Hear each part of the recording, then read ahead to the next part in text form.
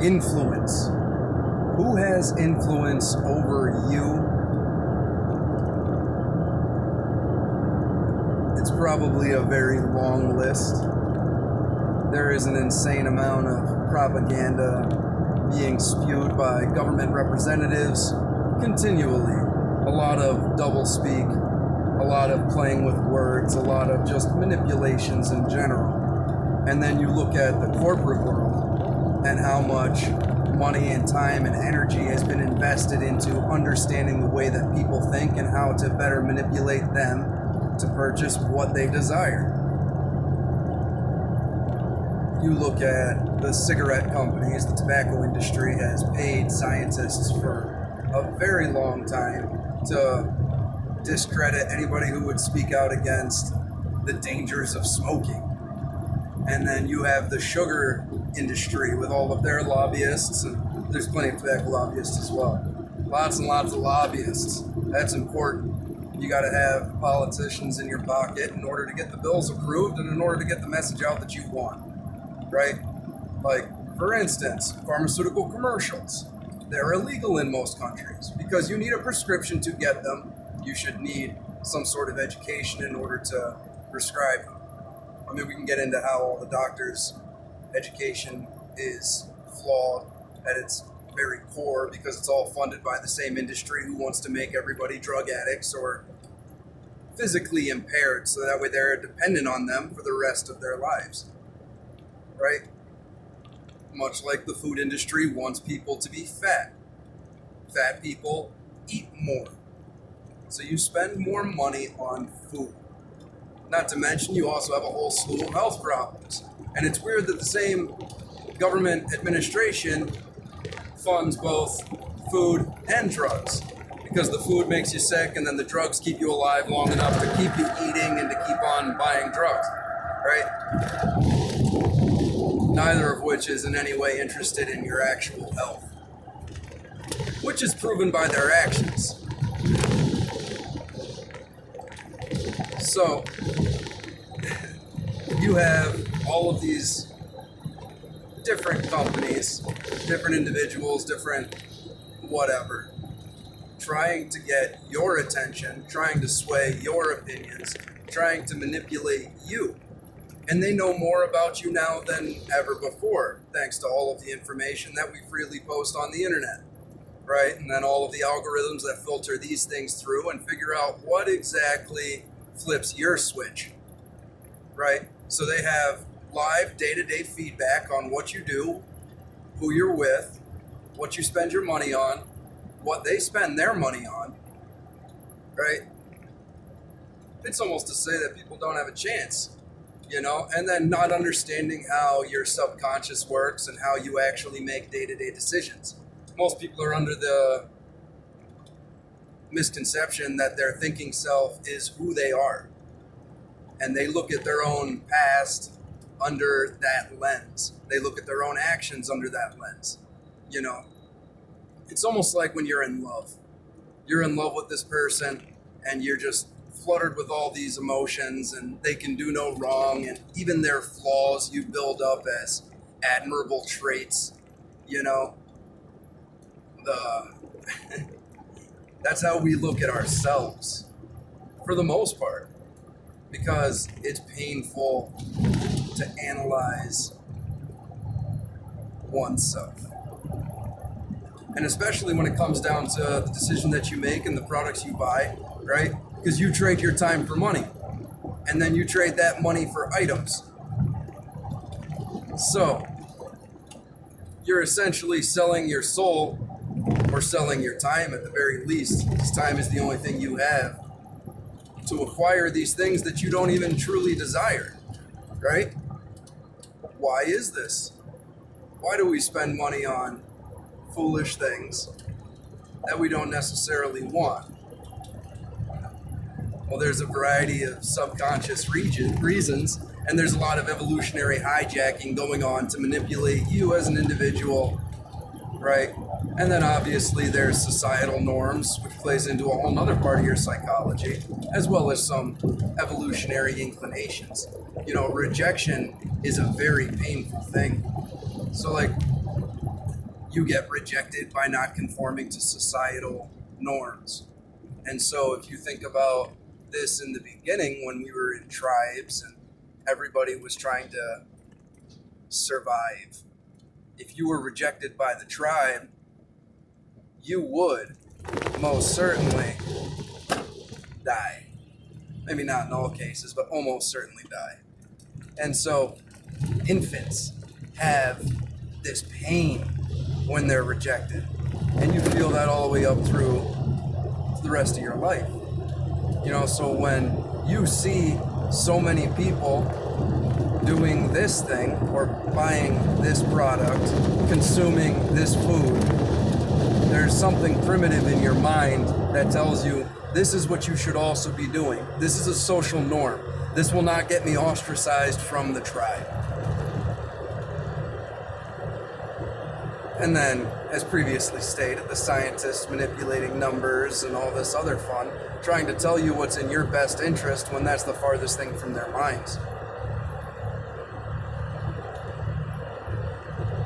It is crazy how everything goes.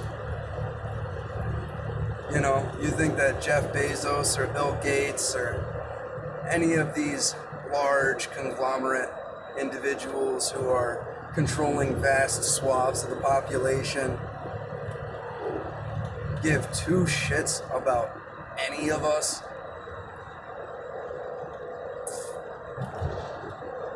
No. You better believe that the majority of these individuals would skin you and make a drum out of your hide in order to beat louder the songs of their praise. You know, it's insane. And so try as much as you can to be conscious of the manipulations from celebrities, the manipulations from all of these corporations. You know, if you look at like the way that religion has gone about conversion and all of this, man, they have a seductive sale, eternal bliss, you know, freedom and forgiveness for all transgressions. That's a pleasant feeling. The same way that beer companies tell you you'll be happy and you'll have friends. Look at all these attractive people smiling and having a good time. Don't you want to be attractive? Don't you want to have a good time? Don't you want to just trust your doctors and all these other big pharmaceutical companies that the only reason that they're able to patent these items is because they created it? They synthesized something that is unnatural and it functions within your body in a way that they don't fully understand? Self-admitted. But no, they definitely don't want you to become junkies that are unhealthy and live in a state of perpetual misery as long as you continue to feed them, as long as you continue to spend money on their products. And they want to keep you just alive long enough that you can keep on doing it. You have a food industry that makes you sick and a medical system that just keeps you alive long enough to keep on milking it out of you. They want you to be fat. They want you to be unhealthy. They want you to be broke. You know? Why is it that Apple put out that thing that kills your battery after 2 years? The updates. They got in trouble for that. Everybody knew that they were doing it. You got automaking. The car manufacturers build vehicles that break down, and then you need specific tools or specific things in order to fix it. You know, they overlay everything, make it too complicated for the majority of people to mess with.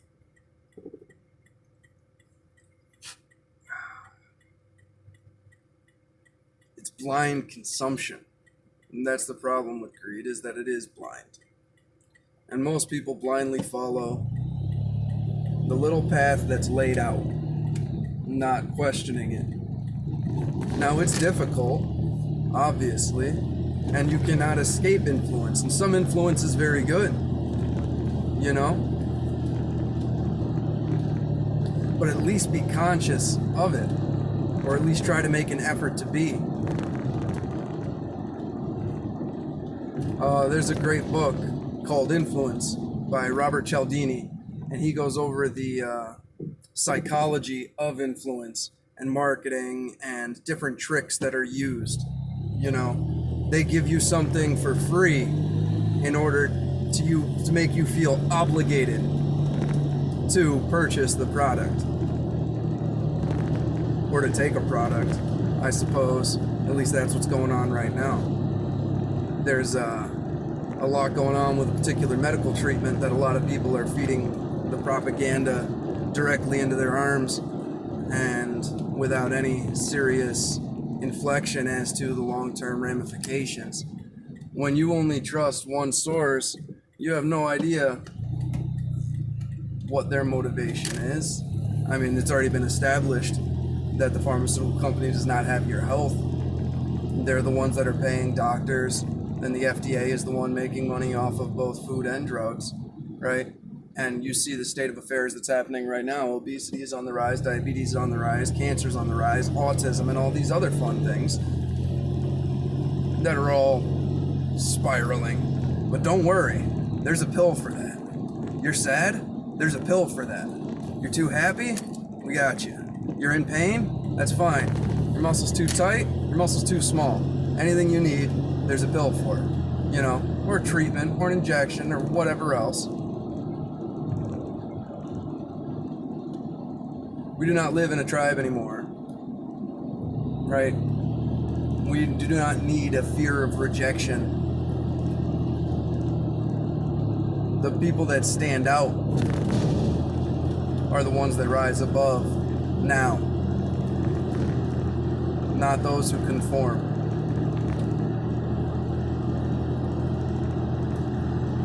But hey, best of luck. Just keep it in mind. There's a lot of people vying for your attention, a lot of people trying to influence you. Before you buy something, think about the corporations that own it. Before you listen to somebody's advice about how you should live your life, including my advice or whatever you take this video as. Reflect on it, digest on it, think about these things deeply, examine. Please. It's for the best. It's for your own betterment. It's for your own growth. Who influences you? The people that you are around? 5 people you're closest to, right? They should predict your future.